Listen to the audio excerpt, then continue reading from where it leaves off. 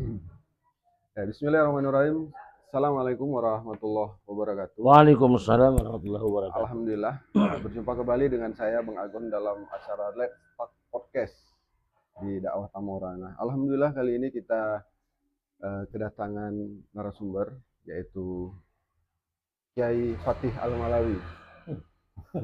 Ya, beliau adalah pemudir Pondok Pesantren Aqsa Kopi di Tanjung Merawa. Kita akan bincang-bincang selama 1 jam ini bersama beliau tentang kemuliaan bahasa Arab. Nah, gimana Sat? Sehat kan Sat? Sehat, alhamdulillah. Alhamdulillah, iya. Apa kesibukannya nih Sat? Saat ini? Insya Allah paling tidak ada tiga kesibukan. Pertama mengajar, kemudian juga ngurusi pondok pesantren, dakwah juga, Masya Allah. dan terakhir ya bisnis juga. Ya, alhamdulillah dengan berbagai macam kesibukannya beliau masih punya kesempatan untuk bisa hadir di tengah-tengah kita. Nah, ini kita nih Sat, bicara tentang kemuliaan bahasa Arab ya, sesuai dengan tema kita. Jadi menurut pandangan Ustadz lah kan, mengapa bahasa Arab itu disebut bahasa yang mulia? Ada dua alasan kenapa bahasa Arab itu disebut sebagai bahasa yang mulia. Pertama, Allah Subhanahu wa Ta'ala telah menunjukkan secara jelas tentang Al-Quran itu berbahasa Arab. Di dalam Al-Quran surah Yusuf ayat 2 dinyatakan, A'udzubillahi minasyaitonirrajim, Bismillahirrahmanirrahim. Inna anzalnahu Qur'anan Arabiyyan la'allakum ta'qilun.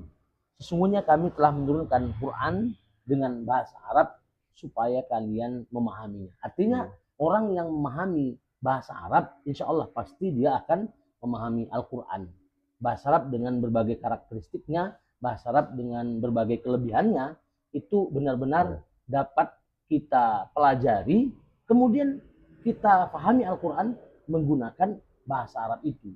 Karena kalau seandainya orang tidak memahami bahasa Arab, sulit atau tidak mungkin dia bisa memahami Al-Quran. Itu yang pertama.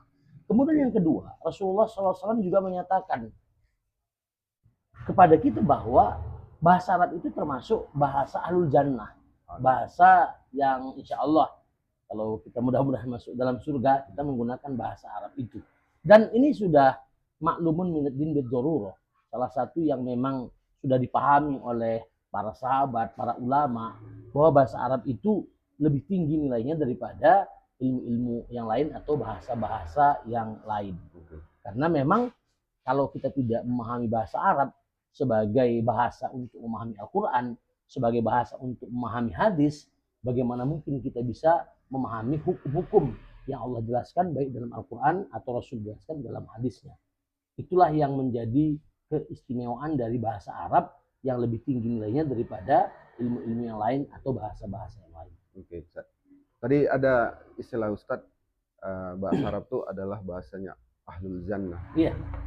Jadi mohon maaf nih Ustaz. Iya. Jadi kalau orang yang nggak pandai bahasa Arab, kemungkinan nggak masuk surga atau gimana? Pertama bahwa kalau kita memahami Al-Quran, memahami hadis, itu ada makna mantuk, ada juga makna mafhum. Mantuk itu terlafaz. Artinya apa? Ketika kita memahami Al-Quran dengan lafaz-lafaznya, kita tidak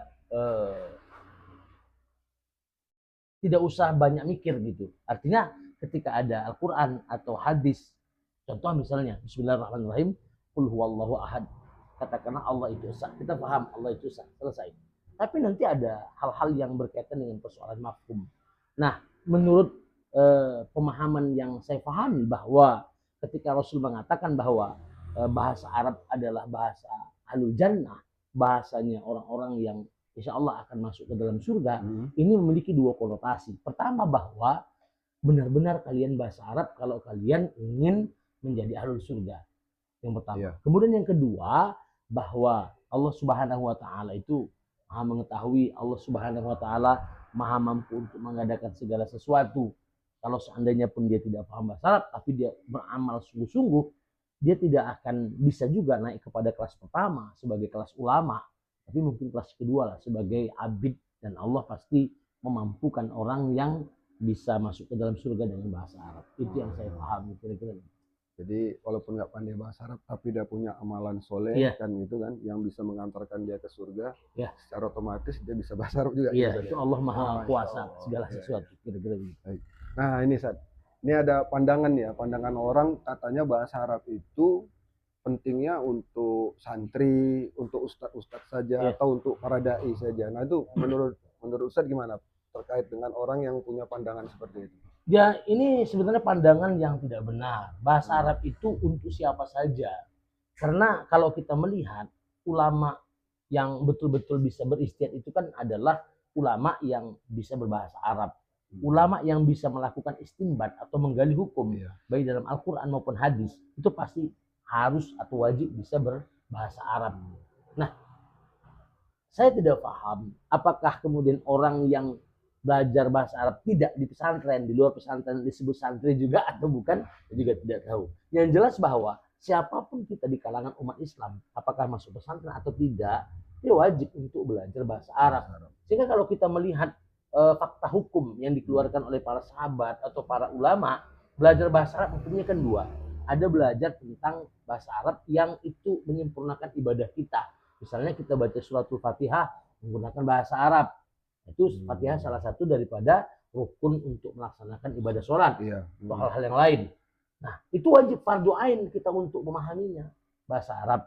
Ya, kalau kemudian kita bacanya salah, juga salah maknanya. Maksudnya tajwidnya itu. Ya, tajwidnya. Itu kan potensi juga dalam bahasa Arab. Oh iya. Iyyaka na'budu wa iyyaka nasta'in. Ada tasydid di sana. Hanya kepadamu kami menyembah dan hanya kepadamu kami meminta pertolongan. Nah, kalau kita pahami iyyaka, kenapa Allah Subhanahu wa taala menyebutkan maf'ulun bih muqaddam dengan menggunakan maf'ulun bih muqaddam dengan menggunakan dhamir nasab munfasil. Itu di awalnya. Ini kan ada kekhususan. Beda maknanya dengan na'buduka nasta'inuka, dengan iyyaka na'budu wa iyyaka nasta'in.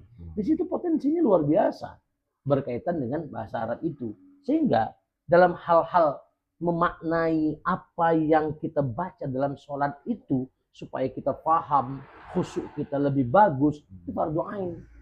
Tetapi untuk hal-hal yang lain, supaya kita bisa menjadi mustahid, misalnya supaya kita lebih mampu untuk memahami Al-Quran, kan tidak semua orang mampu sampai sekelas itu, semendalam itu ketika belajar bahasa Arab.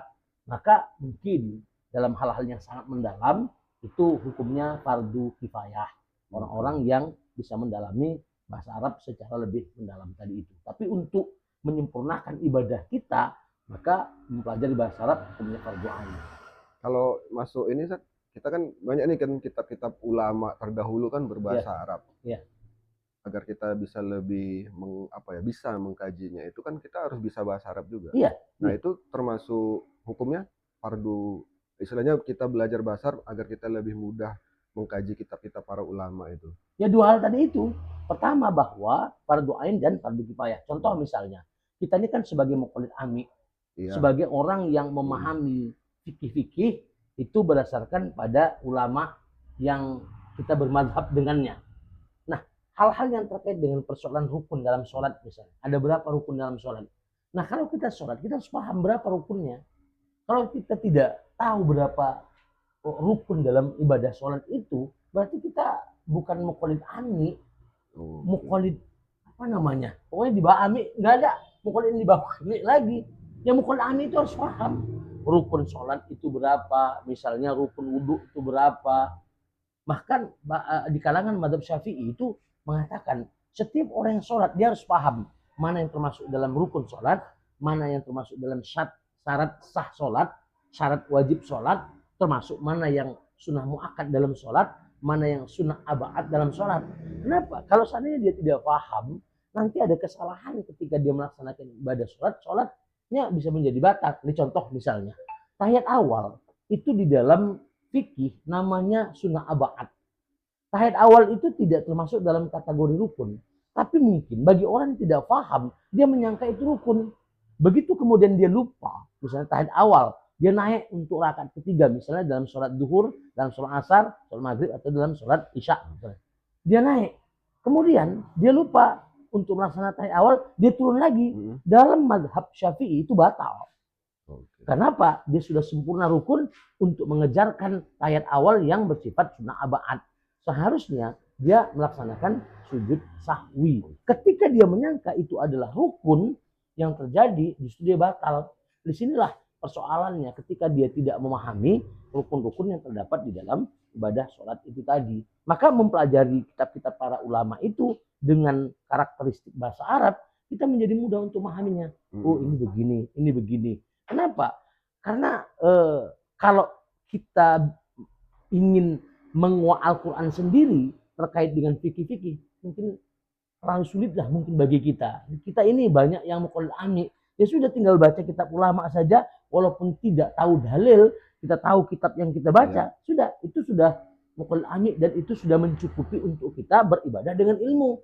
Tapi kalau seandainya kita bukan mukallid amik, kita tidak tahu, apalagi kemudian tidak tahu secara lebih mendalam bahasa Arab, kemudian kita katakan, oh sholat itu Al-Qurannya ini, hadisnya ini. Sementara kita tidak belajar usul fikih juga. Usul fikih ini juga harus belajar bahasa Arab. Kalau tidak paham. Nah, orang seperti itu berarti dia beribadah berdasarkan pada hawa nafsu. Beribadah dengan hawa nafsu ini tidak boleh. Kira-kira begitu. Masya Allah. Ini jadi apa nih? Secara pribadi saya jadi termotivasi untuk belajar bahasa Arab nih. Yang dulu saya pernah saat belajar, tapi mungkin istilah ini masih kulit-kulitnya aja mungkin kan belum. Jadi ini dengan dengar penjelasan Ustaznya jadi apa ya, termotivasi untuk insya Allah, mudah-mudahan. Amin. Iya. Mohon doanya nih Ustaz. Amin, insya Allah. Nah, ini Ustaz ya kan, kalau dalam ini ya, dalam konteks dakwah ya. Konteks dakwah khususnya dakwah ideologis lah. Nah, sejauh mana peran bahasa Arab ini sebagai apa ya, sebagai bahasa yang menyokong dakwah ideologis Islam ini? Pertama begini, ada orang-orang yang dalam tanda kutip ya ingin menyelewengkan Islam tapi tidak terasa. Contoh misalnya, belajar Quran hanya menghafal saja, belajar hadis hanya menghafal saja.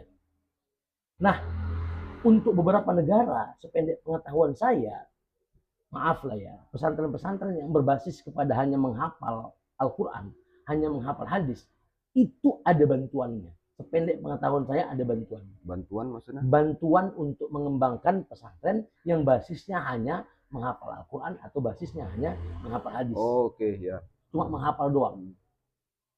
Nah, orang yang menghafal Al-Quran saja atau menghafal hadis saja, dia tidak memahami hukum-hukum yang terdapat di dalam Al-Quran itu. Hukum-hukum yang terdapat di dalam hadis itu. Tidak dia pahami. Akhirnya muncullah orang-orang yang paham terhadap, muncul orang-orang yang hafal Al-Quran, tapi ternyata dia melakukan perbuatan yang haram dengan alasan dia tidak tahu kalau itu perbuatan yang haram. Muncul orang-orang yang menghafal hadis, tapi dia melanggar syariat Allah. Kenapa? Karena dia tidak paham terkait dengan hukum-hukum yang terdapat di dalam hadis itu. Dia hafal Al-Quran, dia hafal hadis, tapi dia tidak paham apa yang dia baca. Dia tidak memahami apa yang tertulis baik dalam Al-Quran maupun dalam hadis tersebut. Sehingga dia tidak termotivasi untuk merealisasikan, gitu ya Ustaz ya. Untuk merealisasikan, untuk membangkitkan umat ini, untuk menjadikan umat ini nomor satu dan bisa mengalahkan potensi-potensi dari berbagai negara, atau bahkan kemudian menjadikan syariat Islam menjadi tinggi di umat ini, tidak punya keinginan. Kenapa? Dalam pola pemahamannya, aku menghafal Al-Quran, kemudian diambil menjadi imam dalam salah satu sholat misalnya, ya sudah, orientasi cuma sebegitu doang. Hadis mungkin bisa menghafal, menghadis, hafal, ya sudah. Nah, ternyata Barat itu tahu juga. Dia kalau cuma pesantrennya menghafal Al-Quran, menghafal hadis, bagi mereka itu tidak takut. Mereka sedikit pun tidak takut. Makanya mereka oke aja. Dikasih dana banyak-banyak. Masjid banyak-banyak pun juga nggak apa-apa. Bangun masjid banyak-banyak. Bagi Barat itu nggak takut. Bagi orang yang memahami Islam ideologis, ketika dia memahami bahasa Arab, dia paham Al-Quran, paham hadis, paham kitab-kitab para ulama. Kan kita paham kan. Sekarang dunianya demokrasi, di mana pola hukum itu tidak berdasarkan pada Al-Quran, pola hukum tidak berdasarkan pada hadis Rasulullah SAW. Dan ada saja orang-orang yang menyelewengkan makna Al-Quran, menyelewengkan makna hadis itu. Sehingga ya ketika dia bersorban misalnya, ketika dia pakai jubah, dia hafal Al-Quran, kemudian dia memahamkan orang dengan Al-Quran, tapi tidak dengan potensi bahasa Arab untuk menguak istinbat hukum, menggali hukum dari Al-Quran itu, orang ikut apa yang dia katakan. Jadilah orang kemudian tersesat. Dan banyak orang seperti itu, banyak. Orang seperti itu banyak. Hanya bermodalkan kepada sorban, tidak paham bahasa Arab, kemudian memfatwakan hukum tidak sesuai dengan karakteristik bahasa Arab, tidak sesuai dengan istinbat yang harus dia gali melalui potensi bahasa Arab tadi itu. Sehingga apa? Ya, akhirnya orang menjadi sesat. Sebagai contoh misalnya ada orang yang mengatakan, ya misalnya haid itu tidak mengharamkan orang untuk melaksanakan ibadah sholat. Ada juga yang menyatakan bahwa puasa tidak wajib. Ada yang mengatakan wudhu tidak wajib untuk melaksanakan ibadah sholat. Bahkan ada yang mengatakan ya Al-Quran itu cukup dirasa saja. Karena apa? Kita ini sudah Al-Quran. Ini pemahaman-pemahaman yang menurut saya pemahaman-pemahaman sampah yang sama sekali tidak berasal dari pemahaman-pemahaman Islam. Kira-kira begitu. Itu makanya sangat kuat sekali potensi bahasa Arab dengan dunia ideologi, dengan ajaran Islam yang tinggi dan insya Allah akan bangkit di masa yang akan datang. Berarti memahami dakwah Islam ideologis itu sulit juga ya tanpa memahami bahasa Arab dulu juga. Sangat sulit dan saya pikir tidak mungkin. Iya. Kitab-kitab yang kita baca, kitab-kitab yang dipahami, itu kan berbahasa Arab semua. Apalagi nanti kita memahami usul fikih. Lah kalau tidak bisa bahasa Arab, ini kacau betul. Bagaimana menggali hukum? Nah, sementara kalau kita melihat ketika Al-Quran turun, Al-Quran ini turun. Itu kan Al-Quran turun kan untuk membahas berbagai persoalan-persoalan umat. Begitu ada sebuah persoalan, Al-Quran turun. Berbagai persoalan, Al-Quran turun. Nah, potensi bahasa Arab untuk bisa digali, untuk bisa menggali Al-Quran hadis. Ketika ada satu masalah, harusnya ada seorang ijtihad atau seorang mujtahid. Seorang mujtahid yang menggali hukum. Begitu ada persoalan, misalnya ini persoalannya apa? Misalnya transplantasi organ tubuh, atau bayi tabung, atau apa tuh namanya yang sekarang online jual beli online dengan berbagai, itu kan memang harus digali. Ada Al-Quran, ada hadis, bagaimana menggalinya, bagaimana hukumnya. Itulah yang membuat kita akhirnya bisa naik ke sebuah peradaban yang lebih tinggi daripada peradaban demokrasi yang sekarang ada. Kenapa? Membahasnya adalah mengamalkan ajaran Al-Quran. Karena memang secara tekstual Allah Subhanahu wa Ta'ala tidak menjelaskan masalah itu saja. Perkara-perkara yang baru. Jadi butuh seorang mustahid. Mustahid masalah tentunya juga ya untuk menggali hukum terhadap hal-hal yang faktanya baru yang secara tertulis tidak terdapat dalam Al-Quran, secara tertulis tidak terdapat di dalam hadis Rasulullah SAW. Baik, Ustaz. Ini makin seru nih, kita seru. Ya, jadi gini, ini terkait dengan ini ya, pemahaman di dalam ajaran Islam itu. Hubungan bahasa Arab dengan pemahaman di ajaran Islam, misalnya terkait dengan tauhid, ya kan, dengan atau ajaran-ajaran Islam yang lain lah tentang jihad, gitu. Ini bagaimana hubungannya, Ustaz? Pertama dari sisi bahasa. Contoh misalnya kalau kita berbicara berkaitan dengan tauhid, itu berarti kan bicara tentang akidah. I'tiqad. Akidah itu apa? Secara bahasa akidah itu apa? Kemudian ada yang disebut dengan makna syar'i. Kenapa? Pembahasan akidah ini kan pembahasan yang Allah tunjukkan di dalam Al-Quran, yang Rasul tunjukkan dalam hadis. Maka kita harus paham makna akidah secara syar'i itu apa. Contoh misalnya, akidah itu adalah tasdiqul jazim. Keyakinan yang bersifat pasti. Nah, definisi tasdiqul jazim pada akidah itu diambil dari mana? Ini kan sudah dijelaskan oleh para ulama melihat penjelasan Al-Quran, melihat penjelasan hadis, sehingga didefinisikanlah makna akidah itu. Sehingga kita paham, kalau makna akidah itu berarti bukan amal, tapi persoalan keyakinan dulu. Sehingga orang tidak mudah untuk memvonis orang lain kafir hanya mungkin karena dia meninggalkan sholat. Kenapa? Meninggalkan sholat itu belum tentu dia menjadi kafir, kecuali akidahnya. Apakah akidahnya itu termasuk mengejek syariat? Akidahnya itu yakin terhadap syariat atau tidak? Disitulah kita memahami dari karakteristik makna i'tiqad atau makna akidah. Satu. Yang kedua, berkaitan dengan persoalan jihad. Orang kemudian mengatakan ada jihad ekonomi, ada jihad politik. Iya, saya sering dengar itu. Iya, jihad ekonomi, politik. Ini kan memahaminya dari struktur bahasa. Jihad itu artinya apa? Bersungguh-sungguh. Tetapi kan kalau kita bahas dari makna syar'inya atau makna uruf, itu berbeda. Makna jihad secara uruf itu apa? Makna jihad secara syar'i itu apa? Itu harus dipahami betul. Dari mana kita memahaminya kalau tidak dari bahasa Arab? Kalau mau bahasa Indonesia, bahasa Melayu, bahasa Jawa, nggak akan dapet ini. Jihad makna bahasa, jihad makna syar'i, jihad makna uruf. Ini baik makna bahasa, makna syar'i, makna uruf harus dibahas. Kita mau memahami jihad dari sisi apa? Kalau kita mau memahami jihad dari sisi bahasanya, ini bisa melebar kemana-mana.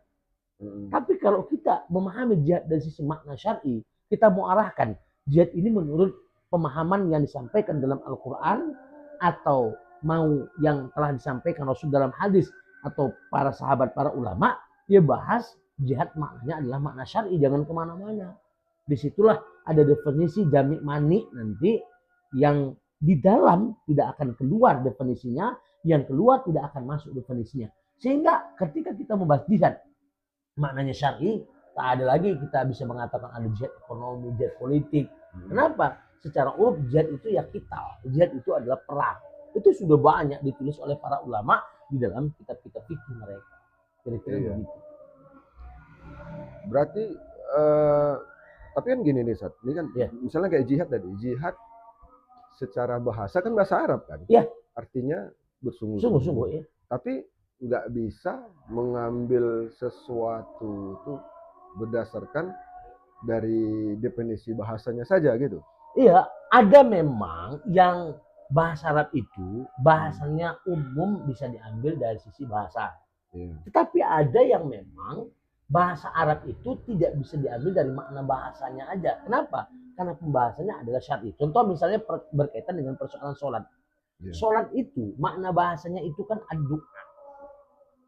Sholat itu makna bahasanya doa. Berarti ketika kita berdoa kepada Allah, kita sudah sholat. Kan tidak seperti itu. Sehingga kalau kita membahas sholat, makna yang kita butuhkan adalah makna syar'inya, bukan makna bahasanya. Tetapi nanti ada hadis yang menjelaskan berdoalah engkau kepada kedua orang tuamu misalnya. Doa yang dimaksud di situ adalah sholatlah engkau kepada kedua orang tuamu dalam hadis. Sholat engkau kepada kedua orang tuamu. Mana sholat itu doakanlah kedua orang tuamu. Itu bisa dibahas dari sisi bahasa. Tapi kalau misalnya kita mau memahami sholat, untuk memahami sholat dengan karakteristiknya sebagaimana Al-Quran jelaskan aqimus sholat, sebagaimana juga hadis jelaskan bahwa sholat itu termasuk perintah Allah Subhanahu wa Ta'ala, maka tidak bisa tidak. Sholat itu harus dibahas dengan makna syar'i. Apa itu sholat? Afwalun wa aqwalun makhsusatun muftatahatun bitakbiri wa mukhtatamatun bitaslim. Beberapa perbuatan, beberapa perkataan yang dikhususkan diawali dengan takbir, diakhiri dengan salam. Inilah definisi yang menjaga makna syar'i yang terdapat dalam Al-Quran maupun di dalam hadis Rasul. Ini tidak bisa dipahami kalau tidak berdasarkan pada bahasa Arab. Gitu.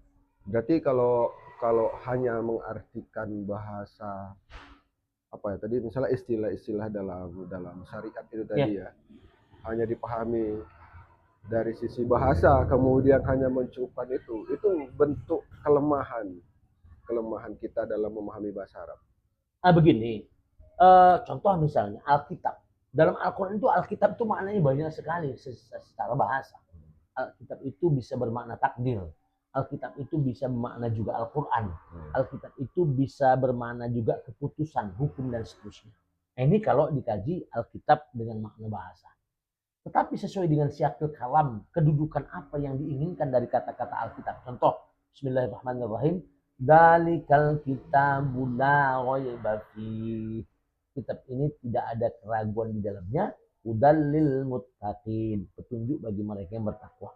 Nah, penjelasan dari Alkitab di dalam Quran surah Al-Baqarah, dzalikal kitabul la raiba fi. Ini maksudnya apa?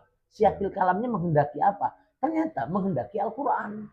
Alkitab makna itu Al-Quran.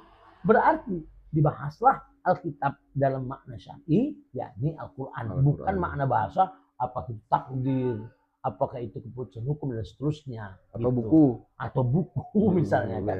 Ya di situ. Makanya Alkitab itu sesuai dengan syakil kalam, kedudukan katanya mau diarahkan kemana dia. Nah ternyata para ulama di kalangan tafsir menyatakan Al-Quran dimaksudkan dalam kata-kata dzalikal kitabul la raiba fi itu adalah Al-Quran. Enggak, gini San, maksud saya kan misalnya gini lah, kalau dulu kan, kalau saya ingat dulu waktu sekolah kan, kalau belajar itu kan guru-guru tuh bilang ini kita termasuk berjihad karena kita ini belajar dengan sungguh-sungguh kan gitu, sesuai dengan apa yang Ustadz jelaskan itu. Ternyata kan saya pahami jihad di situ maksudnya adalah bersungguh-sungguh dari dilihat dari sisi bahasanya gitu kan. Nah, penjelasan dari guru saya itu, apakah ini menunjukkan bahwa jauhnya guru saya itu dari bahasa Arab atau lemahnya dalam memahami bahasa Arab? Bisa jadi. Pertama bahwa mungkin dia tidak mengerti secara lebih mendalam bahasa Arab itu, sehingga ketika dia melihat media banyak yang menggunakan jihad itu artinya hanya sungguh-sungguh, dia mengikuti apa yang ada di media. Padahal bisa jadi itu pemahaman yang salah, pemahaman yang keliru kalau dilihat dari sisi makna jihad secara syar'i. Tapi kalau dia mengatakan begini, belajar itu memang bukan jihad, tapi pahalanya bisa sama dengan jihad. Itu bisa. Belajar itu bukan jihad. Kenapa? Kita berbicara apa? Kita berbicara makna syar'i kan. Belajar itu bukan jihad, tetapi pahalanya bisa sama dengan jihad. Kalau itu bisa. Gitu. Sehingga orang punya apa ya? Punya pemahaman, jihad itu memang vital. Kenapa? Makna yang terdapat dalam Al-Quran atau hadis menunjukkan orang mati syahid, orang mati dalam berjihad itu pahalanya begini. Bahkan mereka bisa masuk surga secara langsung tanpa tanpa dihisap misalnya. Makna-makna tentang jihad yang terdapat dalam Al-Quran atau hadis itu menunjukkan makna jihad secara syar'i itu adalah al-qital atau perang. Gitu. Dan ingat, perang juga tidak semuanya disebut jihad. Ada juga kita lu takdib, ada perang yang mendidik. Iya, contoh misalnya. Perang mendidik itu tidak dianggap jihad. Tidak disebut sebagai jihad. Contoh misalnya dalam peperangan Jamal atau peperangan Siffin antara Ali bin Abi Thalib misalnya dengan Muawiyah misalnya. Itu tidak disebut jihad. Kenapa? Sesama umat Islam. Maka disebutlah oleh ulama namanya kita takdib, perang mendidik. Kenapa? Kalau jihad kalah bisa jadi budak. Kalau jihad, harta rampasan yang ditinggalkan, harta yang ditinggalkan itu bisa menjadi harta rampasan perang. Ada hukum-hukum tertentu berkaitan dengan persoalan jihad. Jadi tidak semuanya perang itu disebut dengan jihad. Nah, perang yang melawan orang kafir untuk meninggikan agama Islam atau karena kita diserang, karena kita melaksanakan perintah dan Allah, itu secara umum disebut sebagai jihad. Kira-kira gitu. Luar biasa memang bahasa Arab ini ya kan. Jadi memang dari penjelasan Ustadz ini ya memang pantas kan bahasa Arab tuh dianggap bahasa yang mulia ya. Iya, mulia, bahasa yang tinggi. Nah, kalau dalam dalam sejarah peradaban Islam, gimana peran bahasa Arab nih dalam membangun peradaban itu, baik itu peradaban intelektual atau dakwah lah, membangun dakwah Islam gitu kan. Ya saya secara pribadi kan mengenal banyaknya ilmuwan Islam dulunya kan gitu kan. Ini kan termasuk intelektual Muslim pada zaman dulu kan, yang kadang sampai sekarang jadi rujukan ilmuwan sekarang juga kan itu kan. Nah, ini gimana peran bahasa Arab dalam membangun peradaban ini?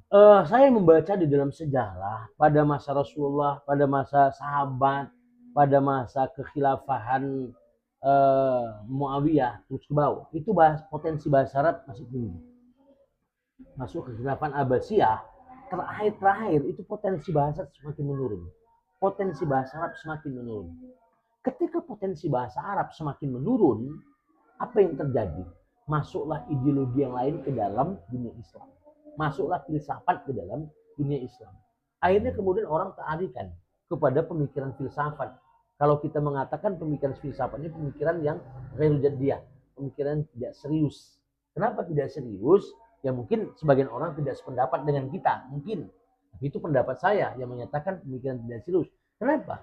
Pemikiran ini pemikiran yang membahas tentang hal-hal yang gaib, tetapi pemikiran yang membahas al-ghaib tapi tidak disandarkan kepada Al-Quran, kepada hadis Nabi. Itu mungkin pendapat yang saya pahami terkait dengan filsafat. Terus akhirnya yang terjadi apa? Al-Quran ditinggalkan untuk dipahami secara lebih mendalam, hadis juga ditinggalkan untuk dipahami secara lebih mendalam. Orang kemudian bertikai dalam persoalan i'tikad. Itu bukan i'tikad yang dasarnya, tapi i'tikad yang buruknya. Sampai sedemikian parahnya. Akhirnya kemudian jatuhlah umat Islam diserang oleh pasukan Mongol saat itu di Kekhilafan Abbasiyah. Itu sudah mulai menurun di akhir-akhir masa Abbasiyah. Nah, ada satu lagi yang saya baca di Kekhilafahan Utsmaniyah, ada seorang khalifah yang bernama Sultan Sulaiman Al-Qununi.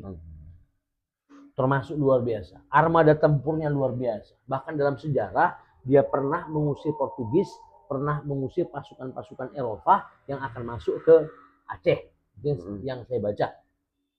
Dia luar biasa memanfaatkan militer, dan termasuk di tangan dia militer paling ditakuti adalah militer pada masa Khalifah Sulaiman Al-Qununi. Tetapi yang namanya manusia juga memang tidak sempurna. Dia sedikit mengabaikan bahasa Arab, mengabaikan dunia ilmu yang bisa memahami Al-Quran dengan bahasa Arab. Sehingga dibangunlah militer sedemikian kuat, tapi madrasah tidak dibangun sebagaimana dibangunnya militer. Bahkan sedikit ada diabaikan. Madrasah-madrasah, ulama-ulama, apa yang terjadi? Semakin lama semakin menurun sampai tingkat yang paling parah. Akhirnya orang kemudian mencampakkan bahasa Arab, tidak menggunakan Al-Quran untuk menjadi hukum. Kenapa? Orang kalau sudah tidak paham bahasa Arab, bagaimana dia asik untuk baca Al-Quran dengan pemahaman yang terdapat di dalamnya? Orang kalau sudah tidak asik dengan bahasa Arab, bagaimana dia bisa memahami hadis? Akhirnya yang terjadi justru hukum-hukum dari Barat masuk untuk mengajarkan kita tentang hal-hal yang berkaitan dengan dunia ini. Padahal Al-Quran sudah mengajarkan kepada kita dunia ini buat kalian. Dan kalianlah yang mengatur dunia ini dengan perintah dan larangan Allah. Bagaimana cara mengatur sesuai dengan perintah dan larangan Allah? Dasarnya pasti bahasa Arab, tidak mungkin tidak untuk memahami itu. Sehingga ya bahasa Arab dengan dunia bangkit dan runtuhnya umat Islam itu sangat kental sekali kalau kita periksa di dalam sejarah itu. Bagaimana di akhir masa Kekhilafan Abbasiyah bahasa Arab sedikit diabaikan, masuklah pola pemikiran filsafat yang menjadikan umat semakin menurun. Di masa Khalifah Sulaiman Al-Qununi, pada saat itu tentara luar biasa diperkuat, tapi bahasa Arab sedikit diabaikan. Ini menjadi asal muasal jatuhnya umat Islam di masa yang lalu. Sehingga kita berpikir, ini salah satu dari jalan kejatuhan, jalan kemerosotan umat Islam. Makanya kita juga jangan mau jatuh atau kita jangan mau merosot. Kenapa? Kita sudah tahu kuncinya. Kuncinya adalah bahasa Arab.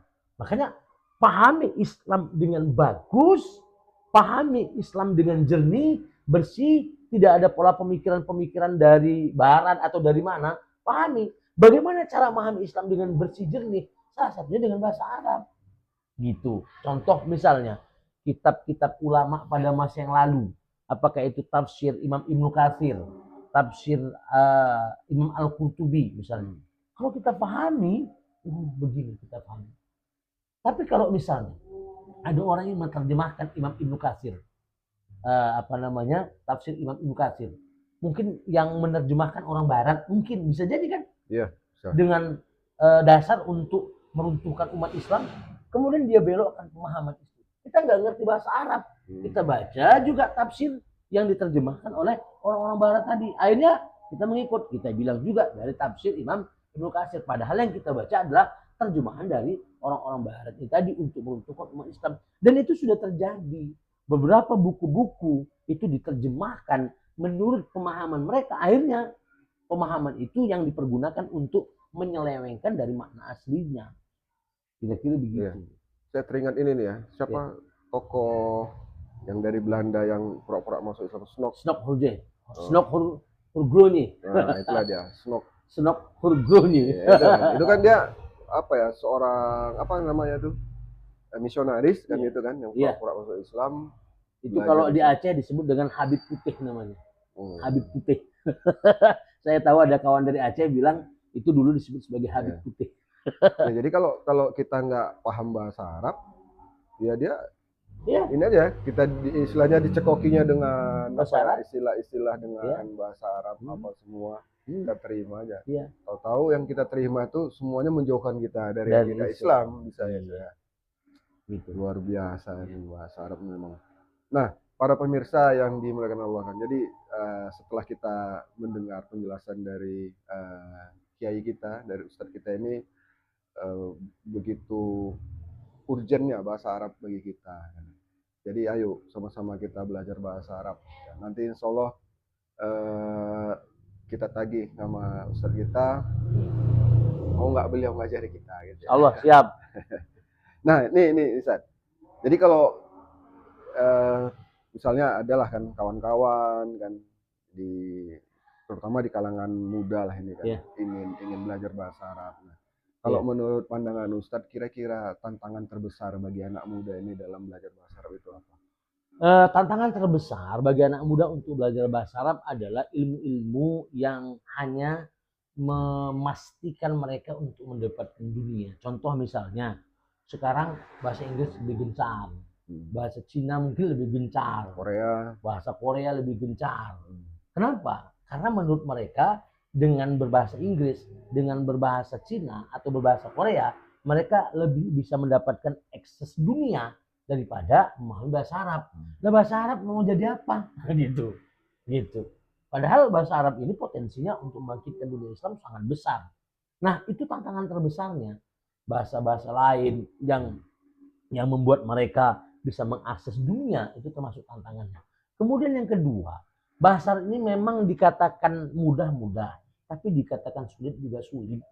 Ada orang-orang yang memang hanya belajar dari media, kemudian dia merasa sulit, akhirnya kemudian dilepaskan. Dia lebih asik di berbagai permainan game segala macam yang melalaikan itu. Jadi hal-hal yang melalaikan itu juga menjadikan dia tidak fokus untuk belajar bahasa Arab.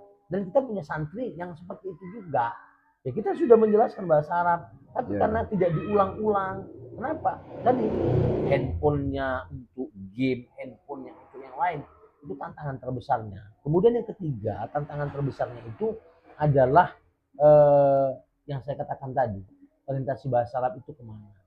Kalau orang berpikir bahwa bahasa Arab adalah bahasa yang sangat memungkinkan kita dengan karakteristik dengan potensinya untuk memahami Al-Quran hadis dan rangka membangkitkan umat Islam, insya Allah mudah-mudahan dia bisa kuat ke sana. Tapi banyaknya orang-orang seperti itu hanya belajar untuk orientasi katakanlah akhirat gitu ya, orientasinya adalah Islam, itu sangat sedikit sekali orangnya. Kira-kira tiga itu tantangan yang terberat bagi anak muda untuk memahami Islam. Pertama, dia lebih banyak belajar tentang akses untuk menguasai dunia.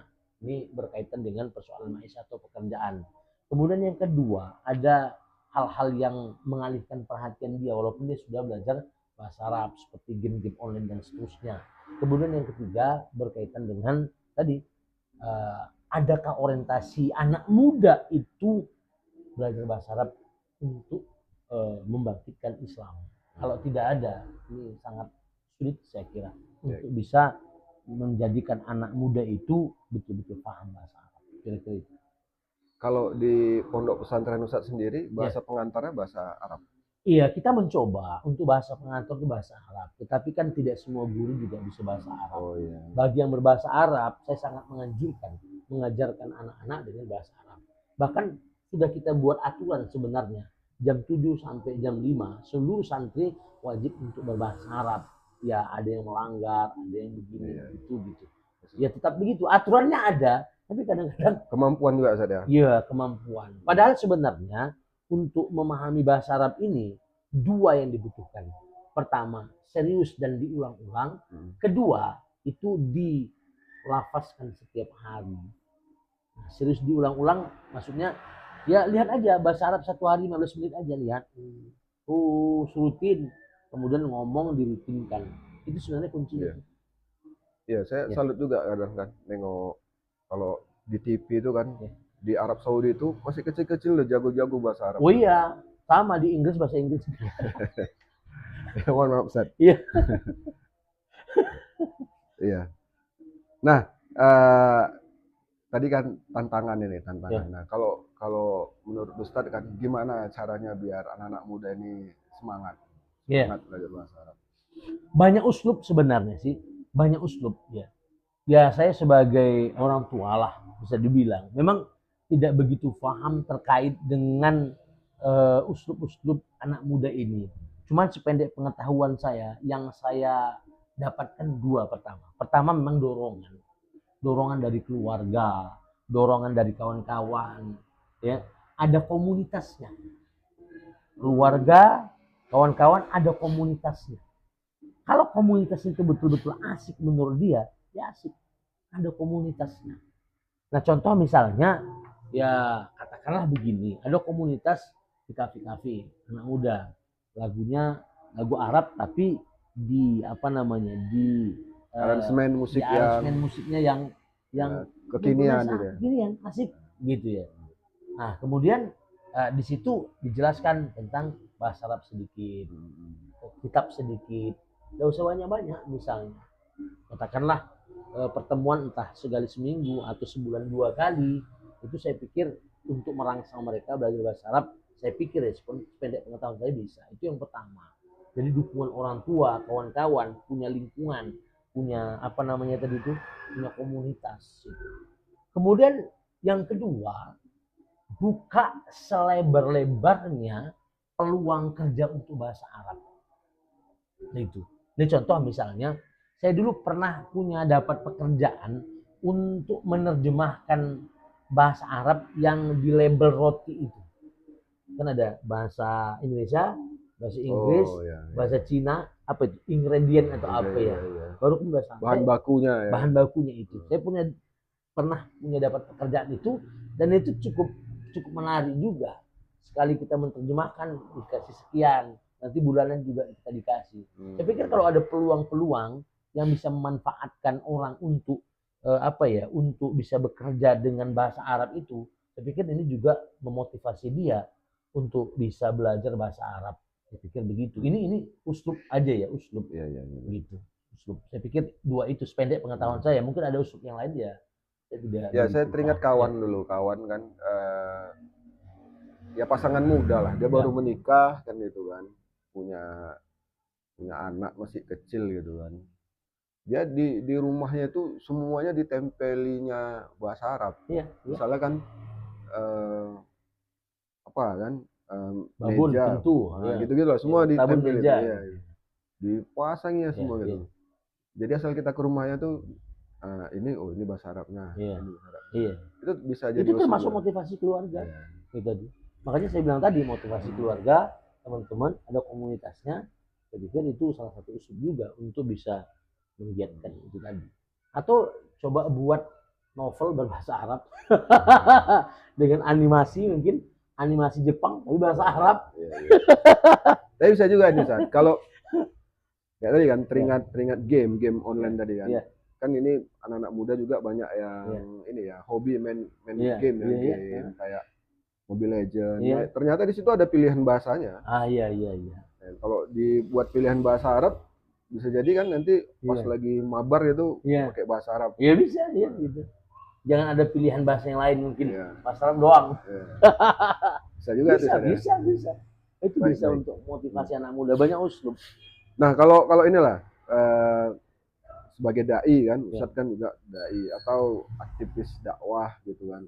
Nah, ini bagaimana cara kita mengintegrasikan dengan bahasa Arab tuh dengan model dakwah modern gitu kan. Iya. Kan ke anak muda juga nih kan. Iya, Nah, iya. misalnya inilah kita kan podcast atau dakwah-dakwah yang dengan model-model lain lah gitu. Iya. Nah, itu gimana? Begini, sesuatu yang diulang-ulang, walaupun itu sebuah kebohongan, seolah-olah itu menjadi sebuah pembenaran. Itu kan sudah falsafah yang diakui banyak orang. Iya. Ulang-ulang, ternyata itu sebuah kebohongan. Akhirnya kebohongan yang diulang-ulang itu seolah-olah menjadi sebuah pembenaran. Maka bahasa Arab ini harus diulang-ulang terus. Bahasa Arab ini harus diberikan motivasinya, dibuatkan kelompok atau apa tadi, komunitasnya, kemudian dijajakan di media-media, game-game berbahasa Arab misalnya, semuanya begitu. Nah, ini memotivasi mereka untuk kemudian masuk lebih mendalam. Oh, ini bahasa Arabnya seperti apa? Ketika mereka sudah punya semangat untuk bisa memahami bahasa Arab misalnya, barulah kemudian kita mulai berdialog. Bahasa Arab itu bukan hanya sekedar main game. Bahasa Arab itu bukan hanya sekedar untuk bisa dimotivasi agar kita paham dan bisa bekerja dalam dunia industri Arab misalnya atau ini, tapi lebih jauh ada hal yang menjadi kemuliaan hakiki untuk bahasa Arab ini. Apa itu?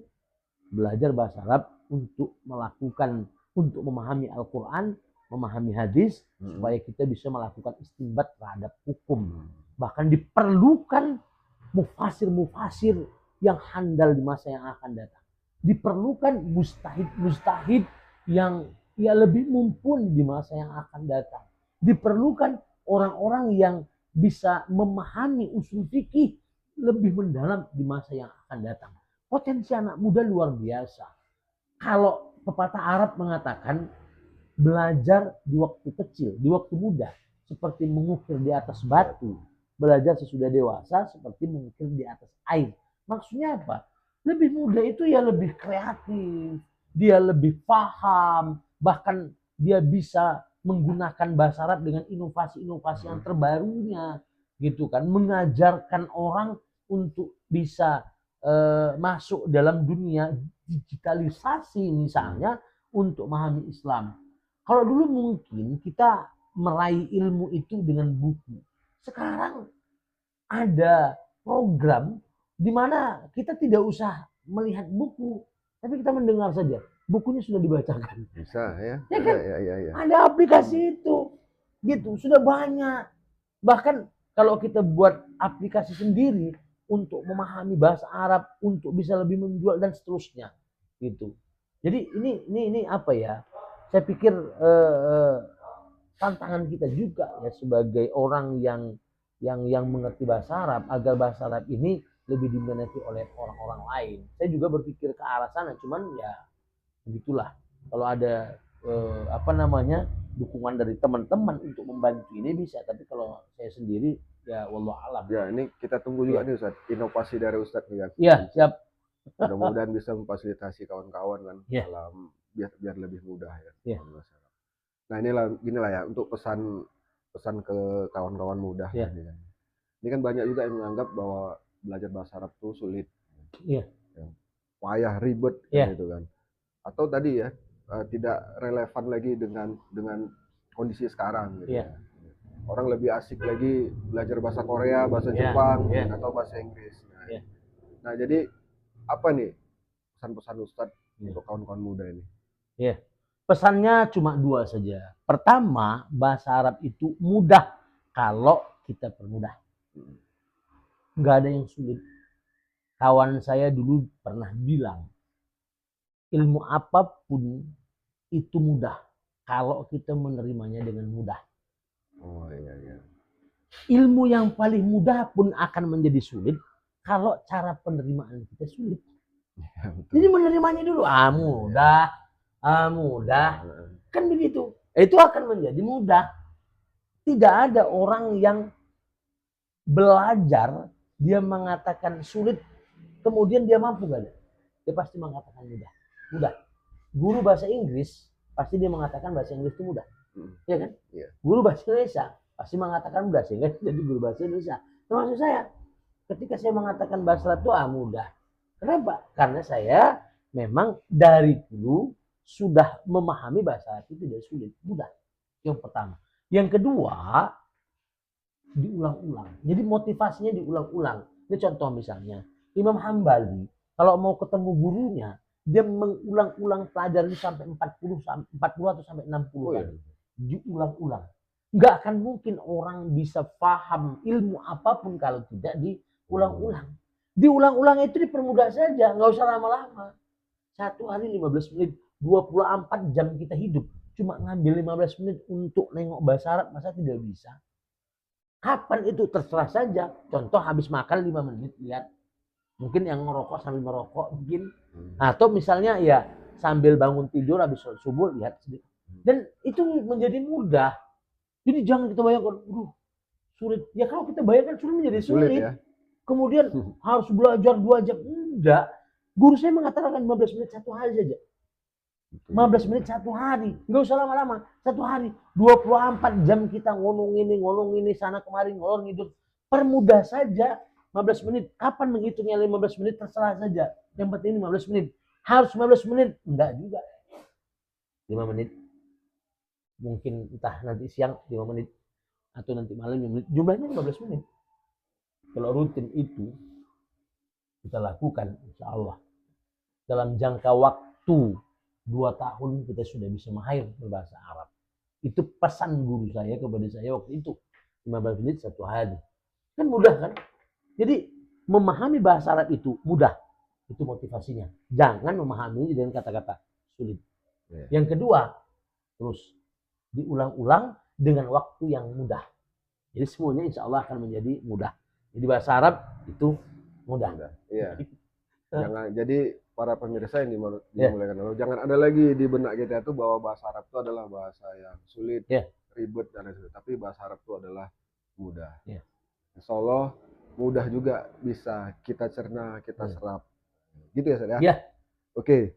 Nah, ini nggak terasa udah 1 jam lebih juga mungkin ya.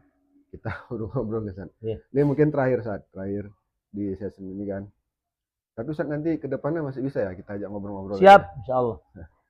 Karena kan jadwal Ustaz ini padat nih kan. Jadi ini terakhir nih. Jadi kan kalau kita ingin melihat ini ya, kebangkitan Islam. Pasti kan kita semua menginginkan kan Islam itu bangkit kembali kan.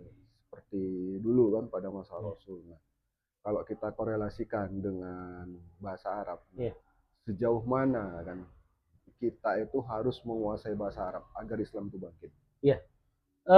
Pertama, pelajari bahasa Arab dengan baik dari dasarnya, pelan-pelan, baru kemudian didakwahkan, diajarkan.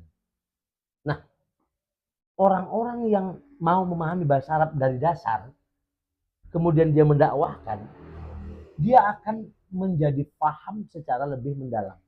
Intinya dakwahnya. Belajar agama juga begitu. Belajar Islam, dakwahkan kepada orang lain. Kenapa? Mulianya ini kan Islam ini akan bangkit dengan 2 faktor ini. Belajar, dakwahkan. Belajar, ajarkan. Kalau tidak ada dakwah, bagaimana kita bisa menyebarkan kebaikan-kebaikan Islam? Setelah kemudian orang banyak paham dengan bahasa Arab, banyak paham tentang Islam, keinginan untuk mengamalkan ajaran Islam, keinginan untuk memahami Al-Quran melalui potensi bahasa Arab itu semakin lebih tinggi. Lah kalau orang sudah banyak seperti itu, pastinya orang tak akan mau diatur oleh demokrasi, orang tidak akan mau diatur oleh komunis, orang tidak akan mau diatur oleh kapitalisme. Kenapa? Pemahaman tentang bahasa Arab, pemahaman tentang Islam sudah lebih mendalam. Makanya caranya bagaimana supaya kita bisa bisa membangkitkan dunia Islam, bisa menjadikan Islam ini kembali sebagaimana asalnya, bisa menjadikan Islam ini mengatur kehidupan, caranya begitu. Belajar baik, dakwahkan. Belajar bagus, dakwahkan. Belajar bahasa Arab, belajar Islam, dakwahkan. Belajar bahasa Arab, belajar Islam, ajarkan, amalkan, sampaikan. Di situ yang saya pahami tentang kebangkitan dunia Islam melalui bahasa Arab atau melalui ajaran Islam dengan potensi bahasa Arab itu tadi. Kira-kira begitu. Allah. Oke. Baik para pemirsa yang dimuliakan Allah, mungkin kita cukupkan dulu bincang-bincang kita dengan Ustadz Fatih Al-Malawi. Nah, insya Allah nanti dalam waktu yang lain, kalau beliau masih ada kesempatannya, kita akan bincang-bincang kembali bersama beliau dengan tema-tema yang lain. Mungkin itu dari saya, Bang Agon. Mohon maaf dan mohon ampun saya kepada Allah apabila ada kata-kata yang kurang pas. Assalamualaikum warahmatullahi wabarakatuh. Waalaikumsalam warahmatullahi wabarakatuh.